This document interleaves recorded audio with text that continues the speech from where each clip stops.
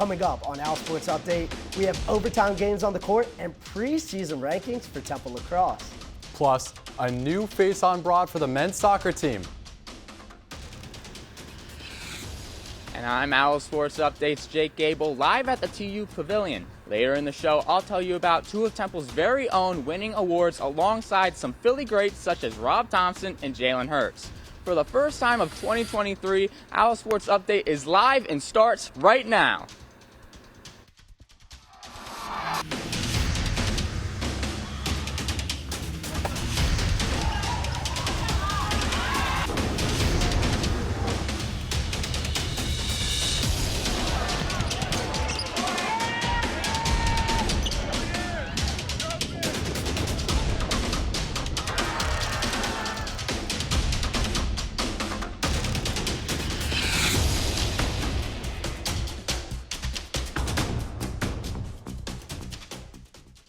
A brand new semester equals a brand new duo on desk. Welcome to OwlSports Update. I'm Jesse Louvet. He's Ajay Patel. While we've been on break, the Owls have picked up nationally ranked victories in both men's basketball and fencing. Temple lacrosse is also getting in the swing of things, looking to rebound after an early exit in the AAC tournament last year. Speaking of rebound, let's take a look at the second-ranked basketball team in the American Athletic Conference. The Owls are red hot on Saturday. They defeated UCF. It's the team's second straight overtime win. It seems as though the Owls refuse to lose in close games. It was not only another overtime win, but the Owls have won their last 3 games by an average of less than 4 points. Let's take a look at how it all went down. Temple down in Orlando. Lahat Dayun, the Utah transfer, he goes baseline for 2 of his 13 points. The Owls on the other side get the ball moving. KB to Jourdain, back inside to White, who picks up this huge and one. Now, at the end of regulation, White with the rebound, but oh, he's called for the foul. Darius Johnson hits 2 at the line. That huge call forces overtime. UCF with the ball, Dayun goes baseline yet again, and White comes out of nowhere and denies number 0. He gets the loose ball, and after an extra 5 minutes, Temple wins 77-70. But this was a big win for us. It capped off a really good week for us here. That's a team that's going to have some say in the conference. They're a good team. And so we wanted to come here on the road and get this win and just continue to build our resume. We got a big one coming up with Houston. I think those guys are playing now. So this gives us a chance to reset. Guys heal. We had some bumps and bruises with some guys. This gives them an opportunity to heal a little bit and then now just try to finish off the rest of this conference season. Now it's time for the rematch. The Owls will finish off their week-long break on Sunday when they welcome in third-ranked Houston. The Cougars were the #1 team in the country until Temple went into the Lone Star State, knocking them off their throne. This time, it's at the Liacouras Center, Sunday, 6 p.m., and you can see the game on ESPN2 if you can't make it in person. In a lot of ways, he's the voice of the athletic department, at least for 4 of Temple's 19 varsity teams. Strategic Communications Coordinator Jordan Viner is the bridge that brings the team to the media and also to its fans. I got to shadow him and see how he supervises content for more than 50 student athletes. Thank you so much. Really, I didn't know I was going to do that today. It's no 9-to-5 job, and it's not even close to a Monday through Friday deal either. He's like a Superman. You can see him everywhere. Getting back at 2 in the morning is just exhausting. The work of a strategic communications coordinator like Jordan Viner is anything but conventional. He's one of 5 directors on staff for Temple Athletics. He does everything from social media to managing web rosters. And he's in charge of coordinating all media requests for women's basketball, cross country, and women's track. You really have to have your hand in everything. You have to have an idea of what's going on with everything. So he can name every athlete on the team. Hell yeah, how's it going, bud? Especially for social media, it's very, we update almost every day. We post almost every day. Jordan has been with athletics since 2021, and while he coordinates coverage from North Broad, he also travels with the teams as well. So far this school year, he has been to 7 different locations, including Tampa, Memphis, and Cincinnati. We see each other more than we see our own families. While it is a time commitment, Jordan's job gets more fans in the seats and more eyes on Temple's social media accounts. He's always planning ahead and thinking about what content we'll need to post. If you're depending on posting at 5 o'clock versus 4 o'clock, maybe your content's not where it needs to be to start with. Like, if it's good enough content, it'll work itself out. So happy. On Jordan's watch, men's soccer has picked up 3 of its most popular Twitter posts ever. Soccer is just one example. Working his way up from an assistant level position, Jordan has more eyes on Temple lacrosse, increasing the team's followers by 33% in 2021.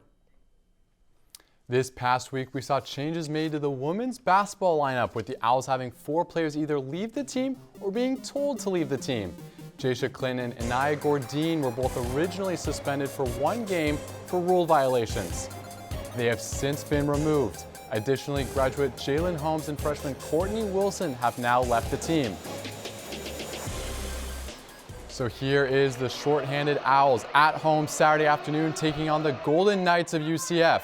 Early in the first quarter, Sierra Godbold drives to the basket and lays that one up and in. Tariana Gary now kicks it to Aaliyah Nelson, who puts up a beautiful floater. UCF's Layla Jewett answers with the only 3 of the game for the Golden Knights, shooting an abysmal 10% from beyond the arc. Nelson working her magic now, bounce pass to Corenda Pariah before cutting back for a soft touch as part of her 28 on the day. The Owls win this one fairly comfortably, 63-56. Another home game, Temple hosting the Shockers on Wednesday, looking to pick up 3 straight wins.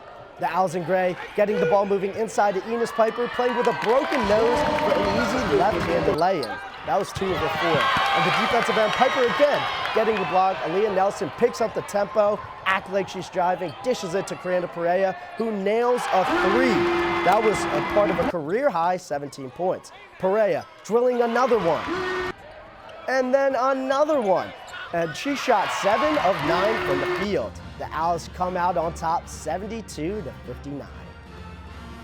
It is time for our first break of the day. When we come back, we have Temple legends being honored amongst some of the biggest names in Philly sports. And men's soccer has a new leader. We'll also take a look at the men's soccer program in its new direction. Don't go anywhere. Welcome back to Owl Sports Update. Last week, the Philadelphia Sports Writers Association held its annual banquet, where 2 Temple Owls were honored. With more on this, we welcome in Owl Sports Update's Jake Gable, who is live at the TU Pavilion. Hey, Jake. Hey, Jesse. This event was held at the Double Hill by Hilton in Cherry Hill, New Jersey, on a night that saw 25 of the most famous sports figures in Philadelphia honored. Only one university had multiple honorees, Temple University. The Philadelphia Sports Writers Association honors the city's best athletes and coaches, both college and pro, every year with a banquet. This year, 2 Temple Owls were among the honorees. Lacrosse captain Belmastro Pietro and the recently retired fencing coach Nikki Frank won awards alongside names such as Tyrese Maxey, Alec Boehm, Rob Thompson, and Jay Wright. I love being a Philadelphian. I'm originally from New York, but I have truly embraced Philadelphia and Philadelphia sports, so it's really nice to be among some of these great athletes. Frank was one of 3 honorees to receive a Lifetime Achievement Award. The Hall of Famer was the first fencing coach in Temple history and holds the school record with 898 wins. Thank you so much. Mastro Pietro was honored for lacrosse. The senior midfielder broke the single-season school record for draw controls with 105, finished 6th in the conference in goals with 44, and was named the AAC Midfielder of the Year in 2022. It's really special to me, and I know it's really special for our school. You know, I always love to be able to represent Temple in the best way possible, so, I'm just really excited to be here. The Philadelphia Sports Writers Association has existed since 1904. In over those 100 years, they've honored athletes such as Joe DiMaggio and Wilt Chamberlain. I have enjoyed every moment of my coaching career and my athletic career, and you never think about other people recognizing that, so it's really an honor. As for what's next for the two honorees, Belle Mastro-Pietro is entering her senior year as a captain of the lacrosse team. She was also named the preseason AAC Midfielder of the Year. And for Nikki Frank, you might think after 50 years of coaching fencing, she might want to take a break from the sport. But you can catch her cheering for her former squad at every home match. Reporting live from the TU Pavilion, I'm Jake Gable. Jesse and AJ, back to you guys in the studio. Thanks, Jake. In addition to Maxie and Thompson, the event also saw Phillies PA announcer Dan Baker, a Temple grad, by the way, and even Super Bowl-bound quarterback Jalen Hurts lent his voice. He joined the dinner via Zoom. For many fall sports, the spring season is a time to start over. Men's soccer is one example. Temple welcomed in new head coach Brian Green to turn around a program that hasn't seen much success in many years. OwlSports Update's Cam Murray reports. Back-to-back last-place finishes in the American Athletic Conference, so it should be no surprise Temple men's soccer was in need of a change. I mean, our season didn't go as planned. Only 4 wins. I mean, that's not something any team wants to be a part of. In December, Temple officially selected Brian Green as the new head coach. Green comes from Louisville. Last week we started training, and it was great. They've had great energy, really been bought into the stuff I'm trying to show them, trying to teach them, and just, working really hard. I think he's a great guy so far. I met him first when I came back to Philly. I think he has a good connection to us players. As a new coach, it's always a challenge to build a relationship with your new players. And that connection happens in practice. Coach Green has done a good job making his players feel like he's with them and wants to embrace being Temple tough. And that happens by leading by example. We want to be aggressive. They've really bought into that. I get nervous sometimes, some of the tackles we put in practice, but that's great. Going to work really hard. Philadelphia's a hardworking city. Temple tough, and we want to really embody that. Coach wants to instill an aggressive mindset on his team for a team that hasn't been above 500 since 2017. But building that new culture is already underway. Reporting from the Temple Sports Complex, I'm Cam Murray, OwlSports Update. With a new anchor duo comes a new segment highlighting the top plays of the last week. Welcome to the first edition of Jess and Jay's Top Plays. That's right, Jess. Starting off with number 3, we have women's basketball, like we talked about, has won 3 straight. And it comes here against UCF at home at the Leopold Center. We have Tiriana Gary at the top of the key right here. She gets packed, but no worries. She finds a wide open Tierra East. I mean, just how they drew it up, right, Jess? Exactly. From the court to the strip, where FAS Margarita Calderaro led all 3 squads with a 10-2 mark, going undefeated against Penn, Ohio State, and NYU. Lunging in for the touch here, and a thunderous roar to go with it. That's right, and now for the number 1 play. It was a tough decision, but we got to go back to hoops.